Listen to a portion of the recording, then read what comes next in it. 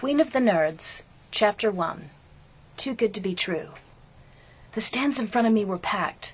There was a moment of silence. Then, "And this year's homecoming queen is?" I bolted away. It took me a moment to come back to reality. I laughed to myself, but a little voice whispered inside my head, it could happen. "Oh my God, did you just hear that? Brandy Rogers made freshman Duchess!" Anne squealed, grabbing Heather. Anne and Heather blazed down the red and eggshell-colored hallway, shouting to the other cheerleaders. "I'm standing right here." I waved at their backs as they left me standing next to our ugly mural by the front entrance. Long before the voting for homecoming Duchess, I questioned if being a cheerleader was worth it. On a daily basis, I struggled to keep up with the gym warm-up and was abandoned in weight training by the rest of junior varsity. I hoped one day they would include me in sneaking out, but they never did. During cheerleading camp, the varsity girls passed around pictures laughing. I asked what was so funny, but nobody would let me in on the joke.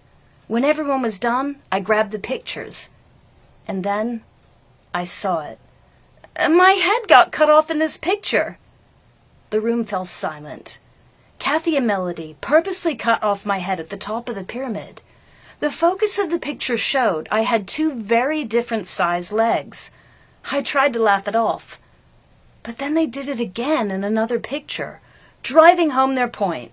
"Brandy has one big leg. Look! Look, everybody!"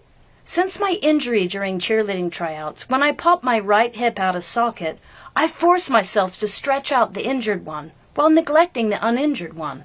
Almost overnight, there was a big difference in the size of my legs. I thought I could even them out before anyone noticed, but now the picture made it official. I had one big leg. If I had one breast smaller than the other, I could hide it with a padded bra. But cheerleaders wore short skirts. There was no way to hide it. Adding to this humiliation, right before I left for camp, Mom took a permanent black marker and wrote "Brandy Rogers" in big letters in the elastic of my cheerleading briefs. I swore I would keep this hidden, but when I got back to our room, somehow my red cheer briefs were on the floor. The lettering "Brandy Rogers" stood upright, glaring across the room for junior varsity to see. I read the thoughts on Anne's face.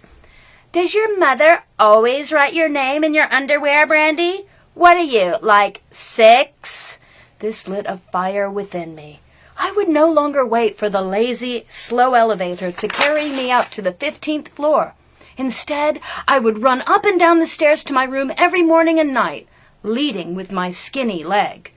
By the time school came around, I was bound and determined to have the best legs out there on the football field. Or at least legs the same size. I tried to snap out of these unpleasant memories as I walked into our oppressive classroom, wafting with the teenage aroma of perfume, makeup, hairspray, hormonal sweat. All things that weren't me. I held my breath as I entered. My feelings of inadequacy wrapped around me like an oversized sweater. These insecurities weren't brought on by my upbringing. My family constantly told me how cute I was. My sister always referred to me as the pretty one, without a hint of resentment. Yet everywhere I went, a gorgeous model on a billboard, or an actress on TV, or in this case, these voluptuous cheerleaders looked down on my shortcomings. I looked like Skipper, Barbie's kid sister. We were always divided up in the room by rank, varsity on one side, JV on the other, nesting around the team captain. And then there was me. Like Alice in Wonderland, I felt like a little girl peering into this secret, forbidden world. I hoped to discover what made these girls real cheerleaders, sophisticated, accepted by the group, with amazing bodies. I believed at any moment they would hand me the key, and I would blossom, officially become accepted.